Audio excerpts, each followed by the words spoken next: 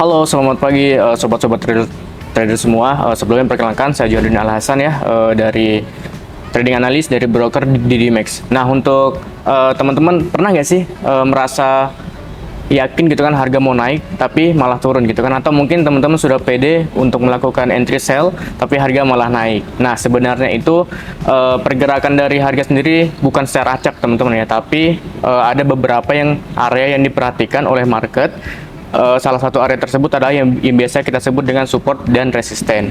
Nah, hari ini saya sendiri akan membahas untuk materi terkait dengan bagaimana cara menentukan support dan resisten, untuk entry yang lebih aman kita memanfaatkan support dan resisten tersebut. Nah, untuk itu mari kita mulai saja untuk ke pembahasannya. Nah, mungkin di sini teman-teman sudah tahu ya untuk support dan resisten itu apa. Mungkin di sini saya akan mengulang lagi biar teman-teman juga yang belum tahu bisa menjadi tahu gitu ya. Jadi untuk support dan resisten ini kita bisa artikan atau kita definisikan sebagai support itu kita bisa umpamakan sebagai lantai gitu ya. Jadi ada level di mana harga itu cenderung berhenti gitu ya untuk jatuh. Jadi harga nggak akan terus turun ketika sudah ada di level dari support tersebut gitu ya. Jadi untuk kalau misalkan memang support itu adalah lantai gitu kan, berarti untuk resisten ini adalah atapnya gitu. Jadi harga akan berhenti, cenderung berhenti gitu ketika sudah mencapai di resistennya. Karena kalau misalkan harga tersebut tidak berhasil nge-break dari resisten, cenderung akan melakukan penurunan kembali teman-teman. Nah, untuk kedua level ini, support dan resisten ini itu bisa kita jadikan sebagai perubahan arah gitu ya. Kalau misalkan memang harga nggak berhasil nge-breakout dari resisten, maka harga akan melanjutkan untuk turun. Begitu pula sebaliknya, ketika harga tidak berhasil nge-breakout dari support, maka harga akan melanjutkan untuk kenaikannya kembali, seperti itu. Nah, lalu apa sih pentingnya support dan resisten di dalam trading gitu ya? Nah, yang pertama, support dan resisten ini bisa kita jadikan sebagai penentu ya untuk entry, buy dan sell. Jadi kita kalau misalkan untuk entry buy itu biasanya kita di area support. Nah, begitu pula sebaliknya kalau kita mau melakukan entry sell itu biasanya kita di area resistennya gitu ya. Nah, untuk yang kedua, support dan resisten ini bisa dijadikan sebagai indikator untuk momentum pasar. Jadi dengan support dan resisten ini kita bisa mengetahui untuk kelemahan kuat dan naiknya gitu ya, atau tren dari market. Apakah tren sekarang lagi up atau lagi turun gitu ya, atau malah tren saat ini lagi bullish. Nah, seperti itu. Nah, yang selanjutnya support dan resisten ini juga kita bisa jadikan sebagai pengelolaan dari resiko gitu. Nah, jadi kalau misalnya dengan support dan resisten ini kita bisa mengetahui untuk SL dan TP kita pasang di mana. Jadi misalnya kita mau entry di area support, berarti kita akan entry buy gitu ya. Nah, kita bisa pasang SL di bawah dari support, itu biasanya 5-10 poin. Nah, untuk target TP-nya sendiri teman-teman bisa pasang di area resistennya yang terdekat gitu ya. Nah, kita masuk ke materi yang kedua, yaitu untuk strategi untuk entry yang akurat di area support dan resistennya sendiri. Kira-kira seperti apa gitu kan cara kita bisa memanfaatkan entry di area support dan resisten tersebut. Kita akan bahas juga di sini. Nah, yang pertama itu bagaimana cara kita mengidentifikasi gitu ya support dan resisten yang valid atau yang akurat. Nah, yang pertama kita bisa melakukan melihat dari structure market, yaitu dengan lower high atau lower low-nya gitu ya. Untuk yang lower high-nya sendiri itu kita bisa tandai sebagai area resistennya. Sedangkan untuk yang lower low atau yang rata-rata harga terendah itu bisa kita tandai sebagai zona atau area dari support tersebut. Nah, lalu yang kedua kita validasi dari pantulan harga, atau kita lihat backtest atau kita lihat dari market yang sebelumnya. Ketika kita sudah menandai untuk area resisten tersebut, kita lihat juga apakah resisten tersebut pernah di respect gitu ya oleh market. Ketika resisten tersebut sudah pernah di respect, minimal itu adalah dua kali harga menyentuh dari resisten tersebut terus mantul. Nah, itu bisa dijadikan sebagai area resisten yang valid atau akurat gitu. Nah, lalu yang ketiga, cara kita menentukan resisten atau support yang kuat gitu ya, kita bisa lihat di time frame yang besar. Nah, jadi kita fokusnya itu biasanya kalau saya pribadi untuk analisa atau penentuan support dan resisten itu saya menggunakan time frame di H1, di H4 dan juga di daily gitu ya, atau di D1.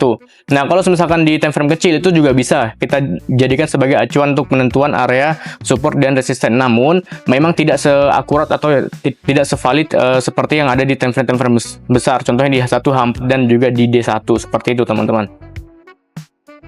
Nah, selanjutnya untuk konfirmasi pergerakan sebelum masuk gitu ya. Jadi kita harus perlu yang namanya kita konfirmasi juga, bukan cuma resisten dan supportnya aja gitu ya. Jadi ketika sudah menentukan area support dan resisten di harga berapapun, kita harus menunggu area konfirmasi untuk kita masuk gitu. Yang pertama itu konfirmasi dari candlestick. Nah, di mana ketika kita mau entry maupun itu di area resisten ataupun di area support, kita harus memperhatikan juga apakah candle tersebut membuat area konfirmasi. Kalau misalkan belum ada konfirmasi, saran saya jangan dulu entry teman-teman, karena itu bisa jadi false break gitu ya. Jadi teman-teman tunggu dulu. Salah satu konfirmasi yang biasa terjadi di area support maupun resisten itu teman-teman bisa lihat di adanya candle pin bar, itu bisa engulfing ataupun inside bar. Nah, itu yang bisa menjadikan pembalikan arah. Ketika harga sudah menyentuh di area resisten, terus adanya pin bar ataupun engulfing, nah itu kita bisa entry untuk sell-nya ketika harga menyentuh di area resisten tersebut. Lalu yang kedua adalah breakout dengan volume tinggi. Nah, yang biasa salah terjadi untuk trader di luar sana ya, itu ketika mereka sudah melihat breakout gitu ya, breakout, tapi yang breakout itu bukan candle atau bukan body ya, tapi yang breakout itu adalah shadow. Nah, itu kesalahan dari para trader. Nah, ketika kalau yang breakout itu adalah shadow, lalu bodinya itu masih ada di bawah dari resisten maupun support, itu adalah false break. Itu dia nggak nge-break, tapi dia masih ada melakukan pantulan. Jadi teman-teman tunggu dulu ketika harga tersebut memang nge-break gitu ya, nge-break full atau nge-breaknya full body, itu malah lebih akurat. Nah, jadi kalau misalkan dia nge-breaknya maupun di resisten ataupun di support, ketika nge-breaknya di support gitu kan full body, teman-teman bisa lakukan untuk entry sell karena dia akan melakukan penurunan lebih lanjut. Tapi begitu pula sebaliknya, ketika harga tersebut nge-break dari nge-break full body di area resisten, teman-teman bisa untuk follow untuk buy-nya karena secara indikasi dia akan melakukan kenaikan lebih lanjut. Nah, bukan cuma itu aja.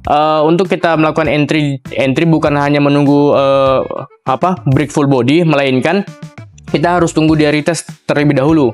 Contohnya ketika harga tersebut nge-breakout dari resisten, udah nge-break full body, nah kita tunggu dulu harga tersebut retest dulu, turun dulu.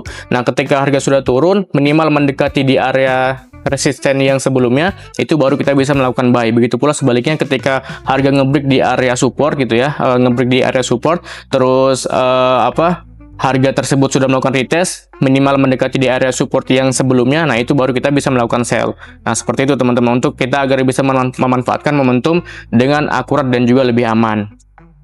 Nah, mungkin itu yang bisa saya sampaikan teman-teman. Untuk yang perlu diingat teman-teman gitu, jangan ini ya teman-teman ya, yang terpenting dalam trading itu yang terpenting bukan seberapa sering kita entry teman-teman, tapi seberapa aman dan terencana entryan kita tersebut. Dan sabar itu adalah menjadi kunci dalam trading, karena teman-teman ketika tidak sabar itu akan menjadi menjadi kerugian buat teman-teman pribadi. Sabar di sini itu dalam artian sabar menunggu area konfirmasi. Ketika belum ada terbentuknya area konfirmasi, teman-teman jangan entry dulu. Lebih baik sabar dulu, wait and see dulu, tunggu ada konfirmasi terbentuk teman-teman. Dan buat teman-teman juga buat yang pengen diskusi lebih intens gitu kan, untuk yang belum paham atau kurang jelas terkait dengan penjelasan support dan resistennya juga, bisa hubungi saya pribadi. Untuk link atau BT-nya sudah saya cantumkan di bio ya, di deskripsi. Dan teman-teman juga jangan lupa untuk follow dan juga subscribe, like untuk YouTube official dari Didimax sendiri, agar nggak ketinggalan buat edukasi materi setiap harinya. Mungkin itu dari saya teman-teman, kurang lebihnya saya mohon maaf. Wassalamualaikum warahmatullahi wabarakatuh.